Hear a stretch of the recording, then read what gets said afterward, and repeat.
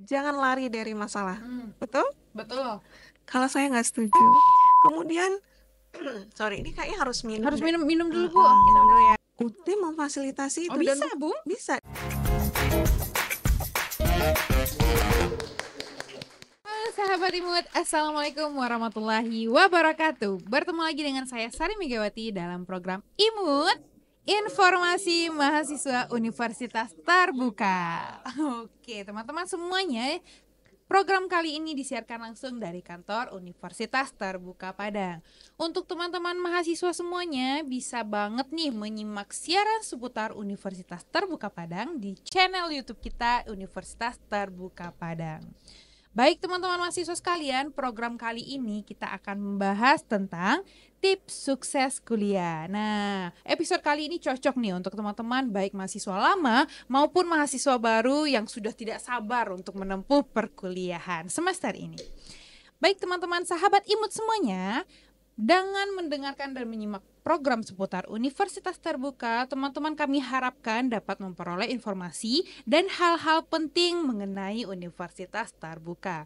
Bagi teman-teman yang mungkin ada pertanyaan, keluhan, atau ada yang ingin dikonsultasikan, bisa banget bertanya kepada kami melalui channel YouTube kita di kolom komentarnya Universitas Terbuka Padang, atau bisa juga melalui WA pelayanan kita di 0812151336 atau bisa juga di kolom komentar di DM Instagram kita di UT Padang.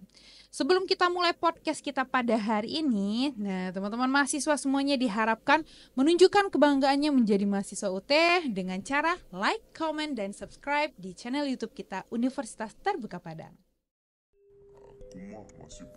Jadi gimana, Wir? Pemikiran gue nih, lo punya duit, lo punya sarjana.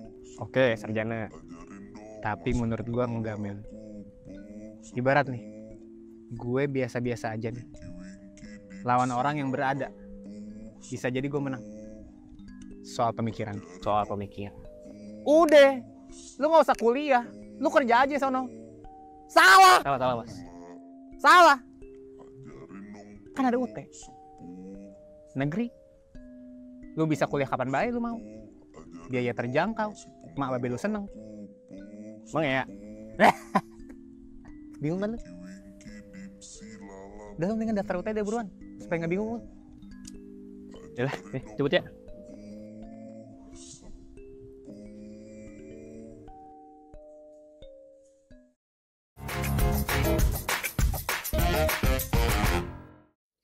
Universitas Terbuka sebagai perguruan tinggi yang selalu berinovasi dan terus berkembang sehingga dapat melahirkan lulusan-lulusan terbaik, tentunya juga memberikan bekal kepada mahasiswanya dalam menjalani perkuliahan secara efektif.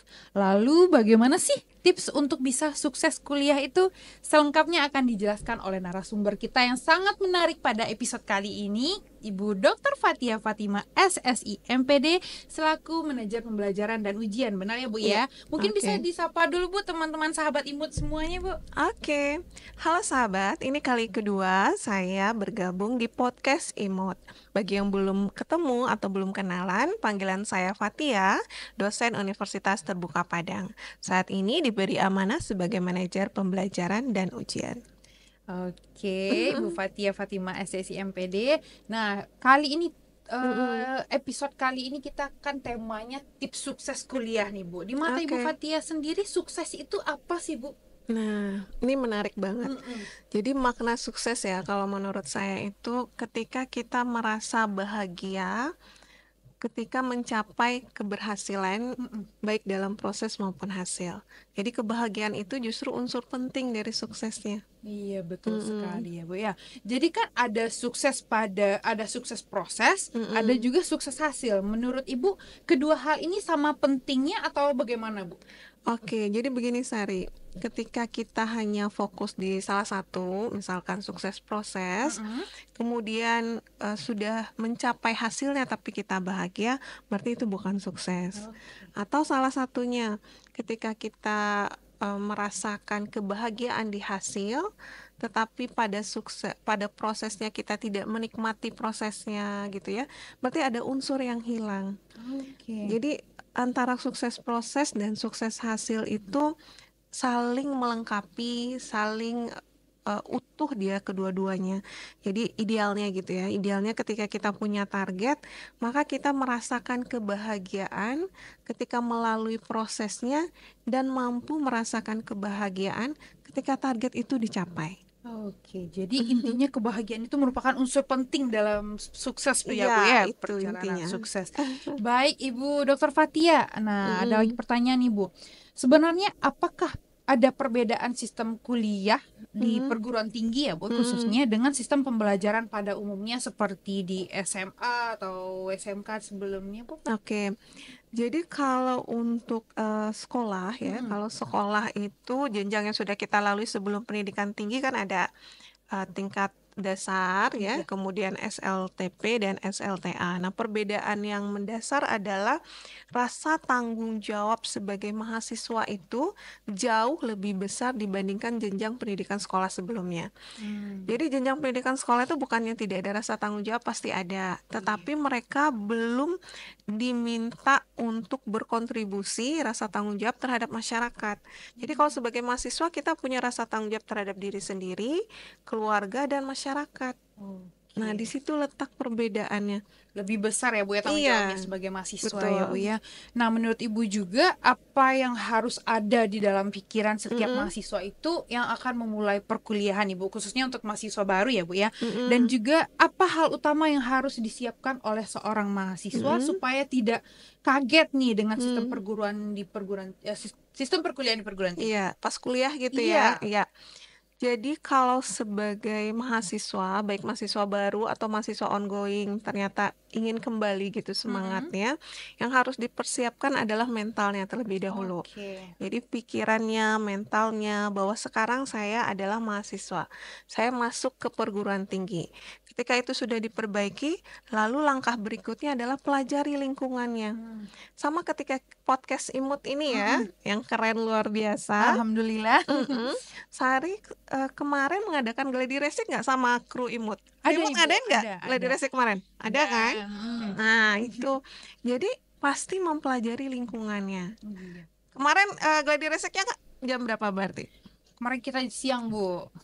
Sore ya juga krunya, itu berarti 2 kali kan? Nah tuh, bahkan sampai ke detailnya snack Iya. kata krunya tadi kan. Jadi artinya ketika untuk hal yang teknis seperti ini ya, kita mempersiapkan sangat detail, apalagi untuk kehidupan kita. Perguruan tinggi juga seperti itu. Ketika teman-teman mahasiswa sudah memutuskan masuk ke perguruan tinggi kampus manapun, dia harus mempelajari sistem tersebut, perguruan tingginya. Oke, luar biasa sekali ya. Jadi memang harus mindset dulu Bu ya yang di set Iya, pertama kali. betul. Nah, teman-teman mahasiswa gimana nih? Udah mulai menarik ya topik kita kali ini. Tapi tahan dulu, kita masih banyak pembahasan lainnya. Kita akan lanjut dengan menurut Bu Fathia ini terkait sistem pendidikan tinggi terbuka dan jarak jauh. Nah, kita mulai dari yang umum dulu, nanti mengerucut ya, sabar. Nah, kita akan lanjut setelah yang berikut ini. Di era kekinian, semua orang cari tempat nyaman. Dengan ujung jarimu, kamu bisa mendapat semua yang kamu mau. Begitu pula kuliah di universitas terbuka. Kuliah di mana saja, semudah dan senyaman itu.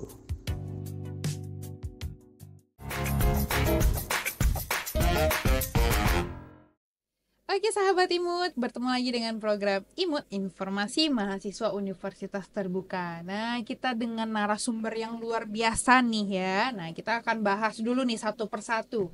Mungkin kita bahas dulu terkait sistem perkuliahan tinggi terbuka dan jarak jauh. Ibu Dr. Fathia, nah, Ibu, menurut Ibu apa sih perbedaan mendasar antara sistem perkuliahan di universitas terbuka ini dengan sistem perkuliahan di perguruan tinggi lainnya? Oke, kalau terkait beda pendidikan tinggi dengan sekolah jenjang sebelumnya sudah kita bahas segmen sebelumnya ya. Nah, sekarang bedanya antara universitas terbuka, pendidikan tinggi jarak jauh dengan perguruan tinggi lain. Kita lihat tuh harus filosofinya terlebih dahulu. Jadi universitas terbuka didirikan 40 tahun yang lalu. Wow, sudah tua ya Bu ya? Ya, sudah dewasa ya, mature enough.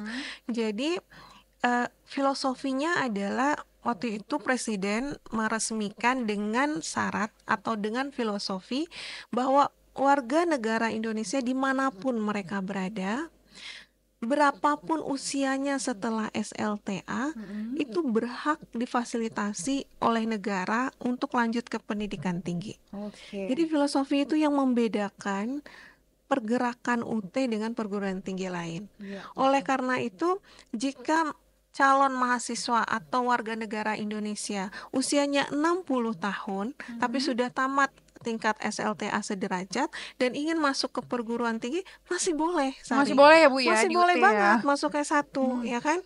Kemudian, sorry, ini kayaknya harus minum Harus deh. minum dulu Bu. Kita Minum udah dulu ya, sediakan tuh Bu sebentar. jus. Bismillah. Nah, yang menariknya, jika ada mahasiswa UT, dia tinggal di Kutub Utara Hmm.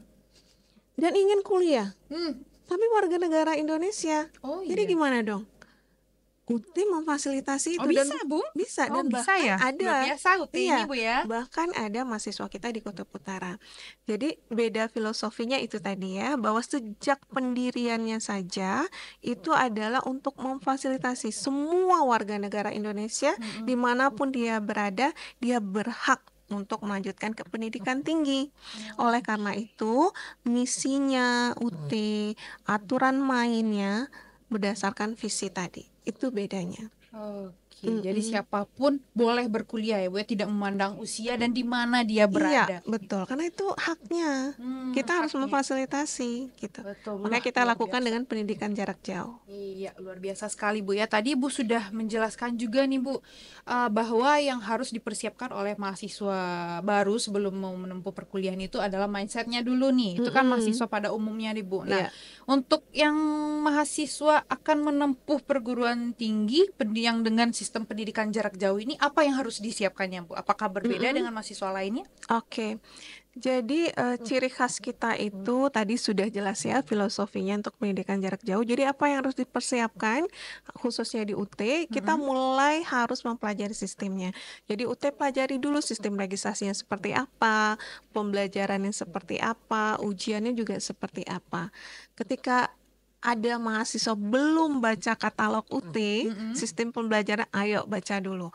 Kalau perlu dikhatamkan, iya. Katam Karena dulu ya. ya itu buku sucinya UT itu. Jadi Oke. katalog UT istilahnya ya. Istilahnya buku suci tapi namanya adalah katalog universitas Katalog ya, Bu, terbuka. ya. Di situ dipelajari sistem pembelajarannya, bahkan dari registrasinya, pembelajarannya itu tipikalnya seperti apa syarat lulusnya, ketika ujian berbagai tipe ujiannya seperti apa, dan khusus untuk mahasiswa UT juga perhatikan kurikulumnya sesuai dengan program studi masing-masing. Itu persiapan yang paling penting. Jadi dipahami dulu Bu Iya. ya, sesuai dengan Kenal lingkungan tadi loh Sari. Kenal dulu lingkungan UT-nya gitu. medan perangnya dulu Iya, dikenali Bu betul. ya sebelum berperang gitu teman-teman. Tips dari Bu Fatia. Nah juga Bu Fatia, ini kan UT skema pembelajarannya kebanyakan online ya.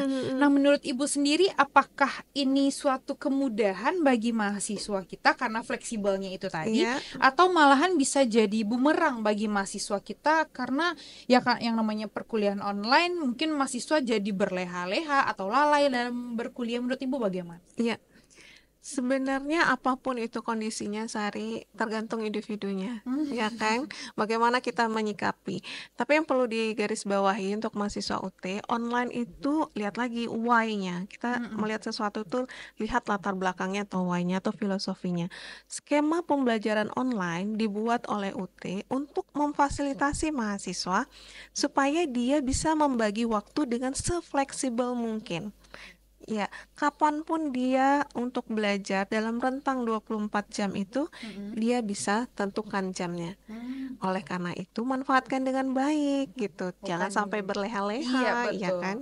Jadi dimanfaatkan secara wise ya Bu ya, Ya, bijak ya, betul. bukan malah dibawa santuy gitu ya Bu. Nah juga Ibu, terkadang karena rendahnya frekuensi pertemuan antara mahasiswa dengan dosennya atau mahasiswa dengan teman-temannya yang lain, mungkin itu bisa menjadi salah satu akibat mahasiswa mulai jenuh berkuliah karena nggak ada sosialisasi itu tadi.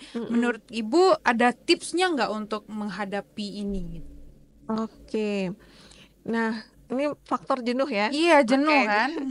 Jenuh itu hal yang lumrah dan wajar karena Iya, betul. manusia bukan robot ya. Mm-mm. Kita ada saatnya iman naik dan turun, ada saatnya saat semangat banget, habis dengar imut ini langsung Iya, semangat, semangat. tapi setelah beberapa hari turun lagi. Itu hal yang wajar. Karena itu tadi kita perlu tahu dulu motivasi terdalam kita apa untuk masuk ke perguruan tinggi, khususnya UT pilihannya misalkan. Kemudian dari dasar itulah kita baru masuk ke target-target. Iya.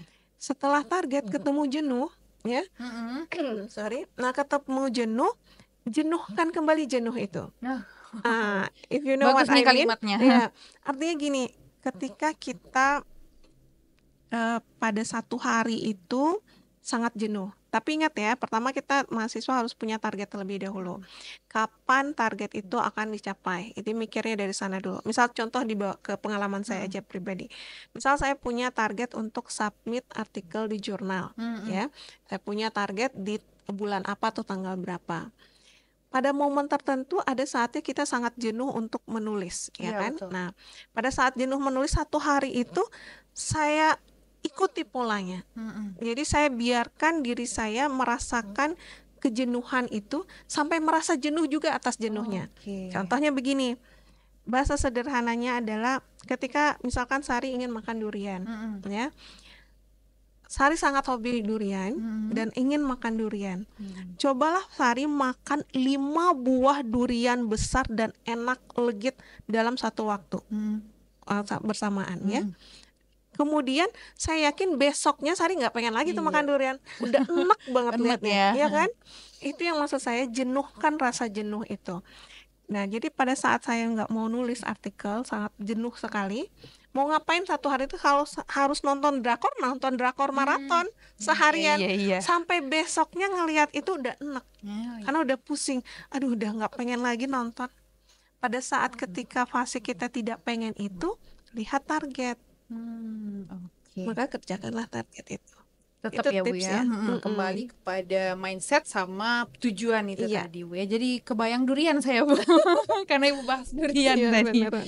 Oke Bu Fathia, terima kasih Bu Fathia terkait ini tadi udah jelas ya teman-teman ya, terkait sistem pendidikan terbuka dan jarak jauh sudah dijelaskan oleh Bu Fathia. Bagaimana tips sukses untuk menempuh perguruan tinggi jarak jauh tadi. Nah teman-teman semuanya sabar dulu, kita akan ada episode berikutnya terkait bantuan belajar. Di segmen berikutnya kita akan bahas terkait bantuan belajar.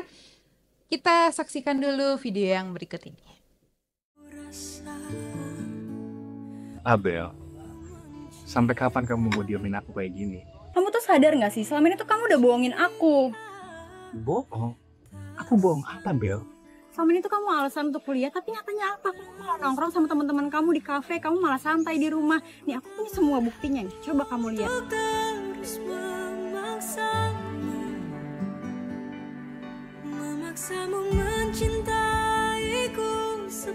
Astaga, Bel, aku beneran kuliah. Kan aku kuliah di universitas terbuka. Jadi aku gak harus datang ke kampus dan aku bisa kuliah tanpa ninggalin hobi-hobiku. Emang iya? Iya dong sayang. Karena cuman UT satu-satunya universitas negeri yang kamu bisa kuliah di mana aja dan kapan aja. Tapi kalau kamu satu-satunya yang harus sayang.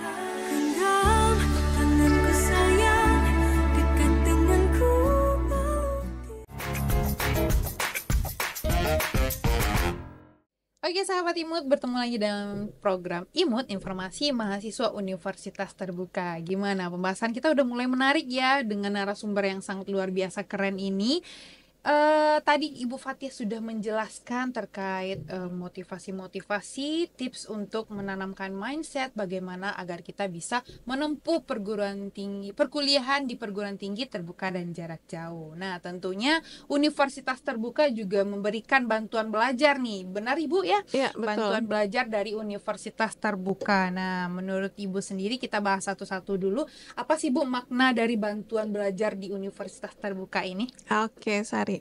Nah, kita awali dengan bantuan dulu ya. Iya. Bantuan itu tawaran ya, fasilitas yang diberikan orang ke kita. Jadi kita berhak memilih dan tidak gitu ya. Oke. Tapi namanya juga bantuan, khususnya untuk perguruan tinggi dia sudah memikirkan. Ingat tadi UT punya filosofi tadi kan. Kemudian ada aturan main untuk mencapai filosofi tadi supaya setiap warga negara berhak melanjutkan ke pendidikan tinggi. Caranya adalah melalui bantuan belajar. Jadi bantuan belajar itu diberikan oleh UT kepada mahasiswa supaya dia bisa memilih gitu dan terbantu cara dia belajar untuk menguasai materi. Jadi mahasiswa sayang banget kalau nggak dimanfaatkan bantuannya. Oh iya. Saya offer bantuan nih ke Sari. Sari saya bantu ya untuk mengambilkan ini. Nah, tentu kalau Sari butuh, Sari ambil. Nah, sesuai kebutuhan mahasiswa yang dipilih saat registrasi. Dan itu sudah kita plot. Oke, jadi itu bisa kita sebut dengan perkuliahan yang tutorial tadi itu Bu ya. Nah, jadi teman-teman nih udah jelas kita butuh bantuan, terus diberi bantuan dan kita nolak, itu artinya sombong juga Bu ya. Karena itu pasti gunanya untuk kelancaran Ya, perkuliahan mahasiswa juga Bu betul. ya. Karena sematang itu UT mempersiapkan bagi mahasiswa. Nah, juga Ibu Fatia, apakah semua mahasiswa diberikan layanan tutorial, baik itu mahasiswa dari daerah A, B, C, D, ataupun layanannya SISPAS non-TTM atau non-SIPAS, apakah mereka semua diberikan bantuan tersebut seperti tutorial? Oke, menarik ya. Jadi bantuan belajar Universitas Terbuka, tadi ingat, itu adalah untuk membantu mahasiswa supaya bisa ada pendampingan saat belajar. Namanya bantuan belajar. Bantuan belajar ada beberapa skema. Pertama ada skema melalui kemandirian, melalui sumber-sumber resource kita. Kemudian ada juga yang terbimbing melalui tutorial. Nah, tutorial itu ada dua jenis, yaitu tutorial tatap muka dan webinar. Itu artinya mahasiswa dengan tutornya ya berada pada waktu bersamaan atau real time. Jadi mahasiswa ketemu dengan tutornya baik secara offline ataupun dengan media virtual. Kemudian dia berdiskusi saat itu pada jam itu. Nah, itu tutorial tatap muka atau tutorial webinar. Nah, ada juga skema lain atau bantuan belajar yang lain namanya adalah tutorial online. Kalau tutorial online artinya mahasiswa tidak pada real time berdiskusi dengan tutornya. Misalkan tutornya memberikan materi hari ini, mahasiswa baru bisa atau sanggup membuka materinya besok, kemudian dia bertanya besok, kemudian dijawab oleh tutornya 2 hari lagi, itu boleh dan bisa difasilitasi karena pembelajarannya lewat e-learning website. Nah, ingat namanya kan bantuan belajar. Kita sudah modifikasi sesuai dengan variasi mahasiswa yang berbeda tadi. Ada usianya, ya kan? Ada domisilinya, kemudian ada kemampuan finansial atau kemampuan waktu yang terbatas. Atas perbedaan itu kita berikan berbagai tipikal bantuan belajar. Nah, termasuklah jenis-jenis tutorial. Gitu. Bagi mahasiswa yang pengen ketemu langsung di real time bisa ikut tutorial tatap muka atau Betul. webinar, atau bagi mungkin mahasiswa kita kebanyakan yang ini Bu ya sibuk bekerja bisa ngikuti tutorial online ya, Iya, karena betul. nggak harus di waktu yang bersamaan dengan Iya, tutornya bertanya bisa gitu. disesuaikan. Oke, mantap. Diskusinya bisa secara berjalan aja gitu Iya. Bu ya. Baik Ibu, di Universitas Terbuka ini kan disediakan modul atau BMP nih Bu. Nah, menurut Ibu cukup nggak sih kalau mahasiswa itu belajarnya lewat BMP itu saja, lewat modul itu saja, atau memang sebaiknya mengikuti tutorial gitu? Gimana? Nah, gini, seperti tadi ya, kita tidak robot. Ada saatnya motivasi naik, ada saatnya Iya, motivasi benar. turun. Maka caranya supaya kita tetap mencapai target, kita pola, kita bikin sebuah komunitas atau aturan main sehingga memaksakan diri kita untuk belajar. Iya. Nah, caranya adalah dengan BMP tadi. Jadi UT istilahnya kalau buku itu namanya buku materi pokok. Iya. Buku materi pokok itu dapat dibaca oleh mahasiswa dan sebaiknya didampingi oleh tutornya. Jadi tutor itu fungsinya adalah mendampingi mahasiswa untuk menguasai materi-materi di buku materi pokok. Kalau seandainya mahasiswa hanya membaca BMP, lalu terbentur, nggak ngerti, mau diarahkan kemana, siapa dong pendampingnya Sari? Iya, Ya benar, kan? benar. Kemudian ketika dia ternyata lagi males baca, Nggak ada tuh yang memaksa dari tutornya, kamu harus kerjakan tugas nomor 2. Nggak ada yang bilang begitu kan. Iya, iya. Jadi kita tidak merasa terpaksa untuk membaca BMP. Tidak terarah ya Bu Tidak ya. terarah dan tidak terpaksa dalam tanda kutip. Mm-mm. Kadang segala sesuatu kan perlu dipaksakan Iya, sedikit betul. ya. Gitu. Jadi BMP itu sebaiknya didampingi dengan tutorial dan Oke. itu adalah pilihan terbaik sih. Jadi memang harus menguasai modul juga, tapi Mm-mm. teman-teman semuanya butuh spesialisnya untuk mendukung dengan betul. mengikuti tutorial seperti Ya. itu Bu ya.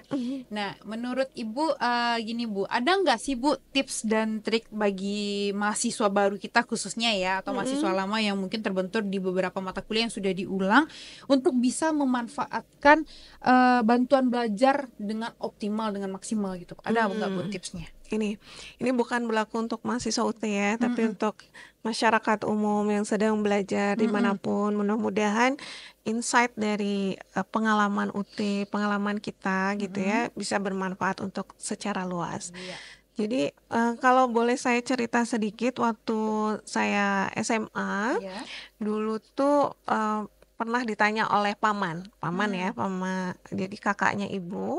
Kalau di Minang mama ya Sari Mama. panggilan. Oke.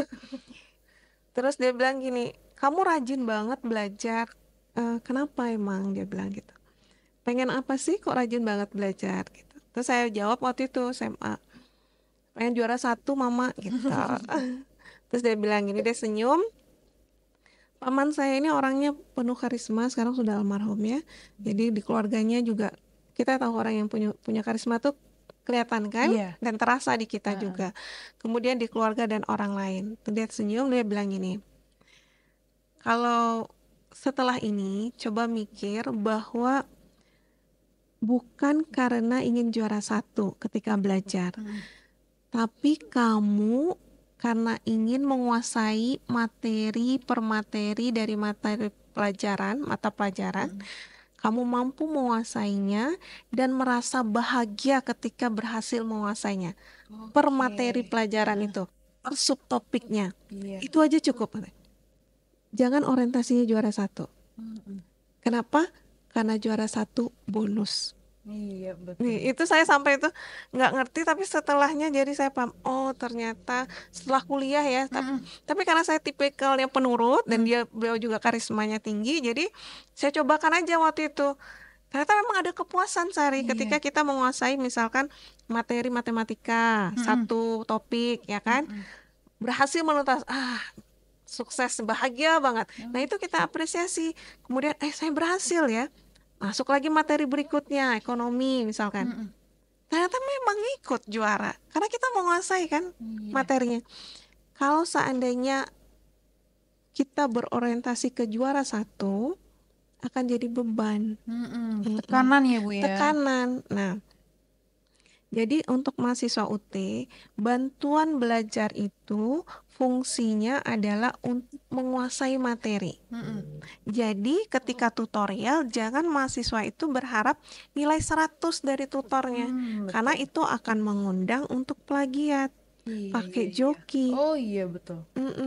Tapi kalau ketika kita menggunakan bantuan belajar, saya menggunakan bantuan belajar yaitu tutorial, supaya saya mampu menguasai materi ini dengan baik, lalu saya puas, saya berhasil menguasai modul 3. Nah, dari situ baru dampaknya ke belakang. Ujian akhir cincai Sari, langsung A aja itu nilainya nanti.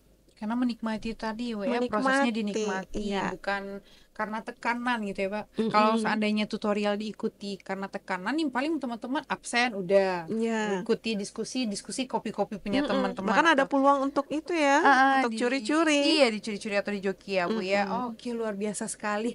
Jadi sebenarnya sama ya Bu ya, menjalani perkuliahan versi Bu Fathia dengan versi yang lainnya itu sama, tapi karena kebahagiaan itu tadi, itu jadi membuat kita hasilnya nanti bisa dinikmati atau tidak. Karena kalau seandainya ikut tutorialnya karena pengen dapat absennya saja atau pengen dapat nilai 100 saja, itu nggak ada kepuasan sendiri gitu ya. Dan nggak berpengaruh ke ujian Tidak akhir berpengaruh. nanti. Iya betul, tidak berpengaruh dan hanya sementara saja. Juara 1 tadi itu kan hanya angka ya Bu ya. Ya. Oke Bu Fathia, terima kasih banyak Ibu. Nah, teman-teman semuanya sudah mulai dalam ya pembahasan kita dengan Ibu Dr. Fathia. Teman-teman, kita akan lanjut nantinya di segmen berikutnya tentang manajemen waktu dan motivasi. Nah, teman-teman jangan kemana-mana dulu. Kita lanjutkan setelah yang berikut ini.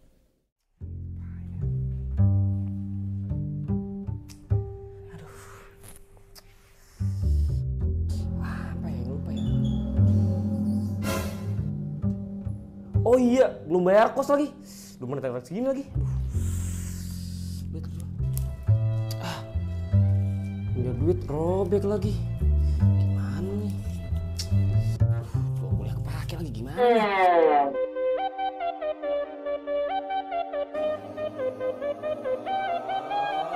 Soldier boy, I been it. Why me crack it? Why me roll? Why me crack that soldier boy? That Superman? That now why me crack that soldier? Now why me crack that soldier? Now why me crack that soldier? Now why me crack that soldier? Now what? Soldier boy, I been it.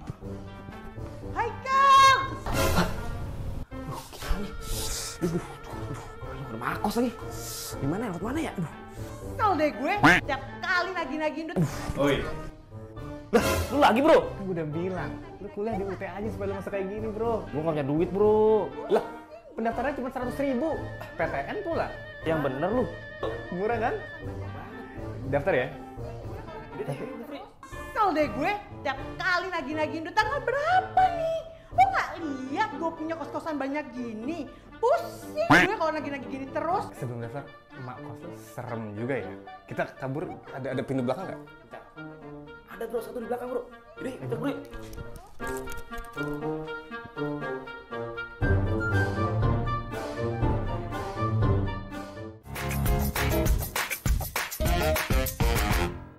Hai teman-teman, sahabat Imut, bertemu lagi dengan program Imut, Informasi Mahasiswa Universitas Terbuka. Nah, teman-teman, tadi Bu Fathia, narasumber kita yang sangat keren kali ini, sudah memaparkan terkait tips sukses berkuliah di Universitas Terbuka secara jelas ya, dan sebenarnya secara singkat tapi dalam gitu, tergantung bagaimana kita menyikapi dan mendengarkannya sebagus apa. Nah, sekarang kita bahas lagi nih bagaimana cara manajemen waktu dan motivasi dari Ibu Fathia. Ibu, bagaimana sih Bu cara mahasiswa Universitas Terbuka ini untuk membagi waktu? Karena kan ada yang sambil bekerja, ada juga yang sudah menikah. Bagaimana cara membagi waktunya antara perkuliahan, keluarga, dan mungkin juga pekerjaannya? Oke, itu paling penting ya. Iya, Iya. paling berat juga itu. Iya. Jadi kalau untuk manajemen waktu itu, kalau seandainya kita hanya berpikir ke teknis ya mahasiswanya, sayang banget. Kita harus balik lagi ke motivasi terdalam. Iya.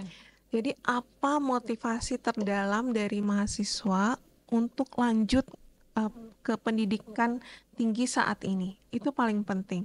Kenapa? Karena itu menjadi penggerak, itu motor penggerak kita. Motivasi itu bukan secara normatif ya, misalkan demi nusa, bangsa, dan negara, itu boleh, tapi kan umum banget.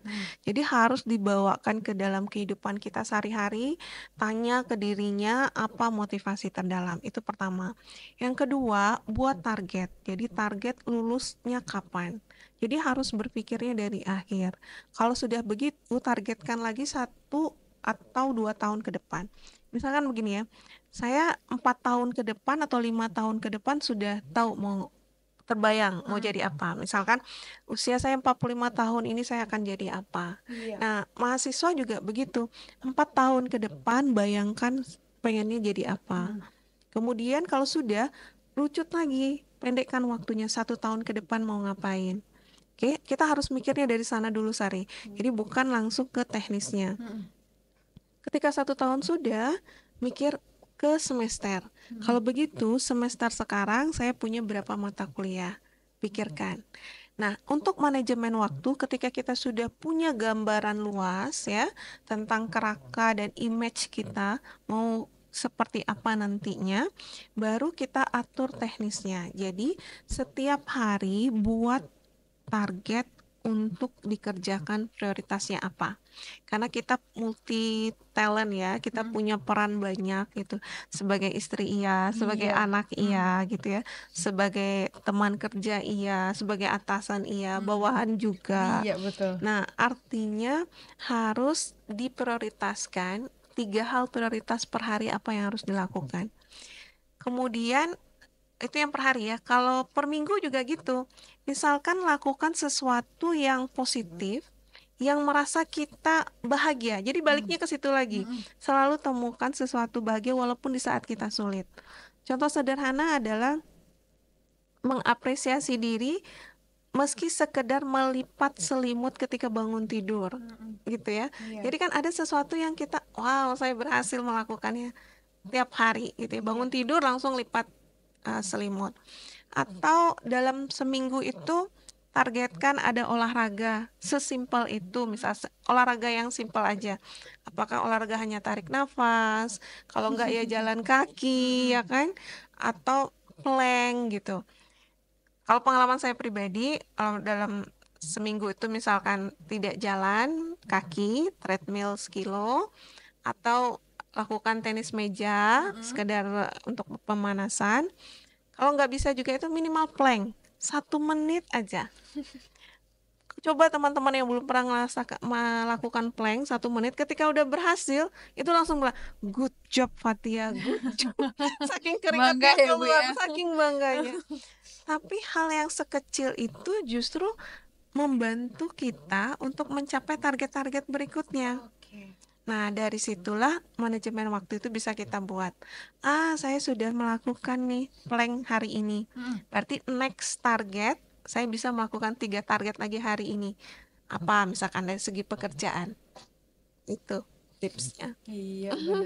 Jadi kita nih udah mengikuti nih tips dan trik Ibu. Tapi kan kadang yang namanya mahasiswa kembali lagi Ibu ya, fitrahnya seperti yang Ibu sampaikan tadi, kita Iya. adalah manusia biasa ya, mungkin naik turun gitu ya. Nah, bagaimana sih Bu cara kita untuk mendisiplinkan diri dengan jadwal belajar kita sebagai mahasiswa gitu kan? Nah, ya.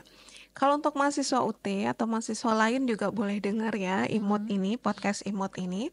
Jadi dalam 1 semester itu kita lihat ada berapa mata kuliah. Ingat tadi ya, kita sudah punya target. Jadi itu sudah kita bahas tadi. Kemudian sekarang lihat 1 semester ini ada berapa mata kuliah. Misalkan 6. Dari 6 mata kuliah, skedulkan 1 hari itu belajar mata kuliah yang berbeda. Di luar jadwal rutin kuliah. Misal ya, kalau di UT itu kuliahnya kan Sabtu dan Minggu. Iya.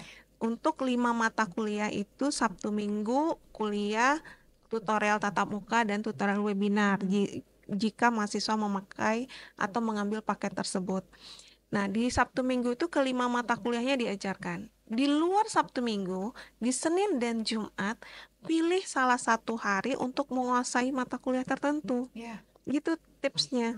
Jadi hari Senin itu menguasai dan belajar mata kuliah A. Iya. Hanya A aja yang dibaca. Hari Selasa hanya belajar untuk mata kuliah B. Ya. Hari Rabu hanya belajar untuk mata kuliah C.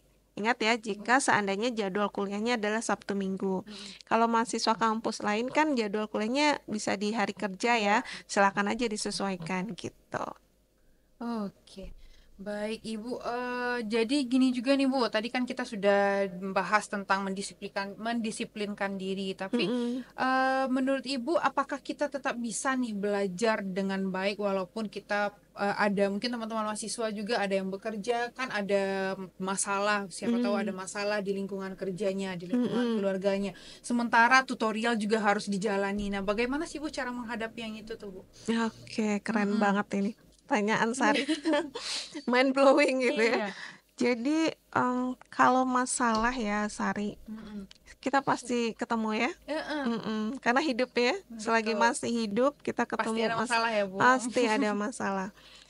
Kalau ada orang bilang begini, jangan lari dari masalah, betul? Betul. Kalau saya nggak setuju. Terus gimana Nah, tuh Bu? Kita yang kejar. itu bisa jadi thumbnailnya kru ya untuk podcast kita. Jadi justru jangan lari.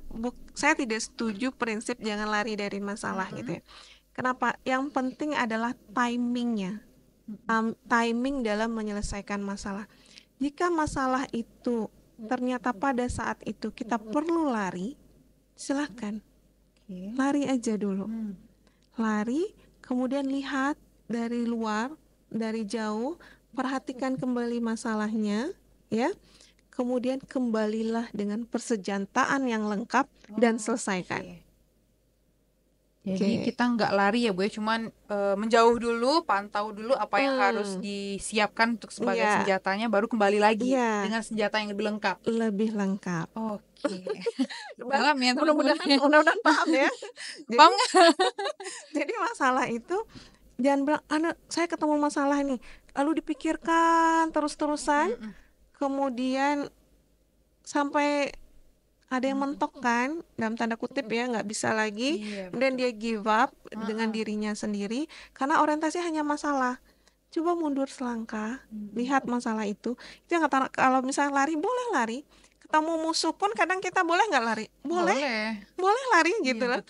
Tapi ketika nanti lihat kembali masalahnya, posisi kita sudah rada membaik, lengkapi persenjataan, persiapkan diri dengan baik, kembali lagi Bu ya. Selesaikan dan tuntaskan yang sudah dimulai. Karena kalau hanya dipikirkan masalah itu dia nggak akan selesai ya Bu ya. Jadi bahkan kita jadi depresi, ya kan? Ada yang lari ke jalan yang salah gitu ya Bu. Jadi kita nggak lari dari masalah, nggak memikirkan masalah-masalahnya terus, tapi kita lebih memikirkan solusinya atau tips agar menghadapi masalahnya itu tadi biar cepat selesai gitu. Nah teman-teman, luar biasa sekali ya. Nah Bu Fathia, mungkin yang di sesi terakhir ini mungkin Ibu berkenan memberikan motivasi nih kepada teman-teman mahasiswa kita yang akan menempuh perkuliahan sebentar lagi ya Bu ya, tanggal 14 Oktober.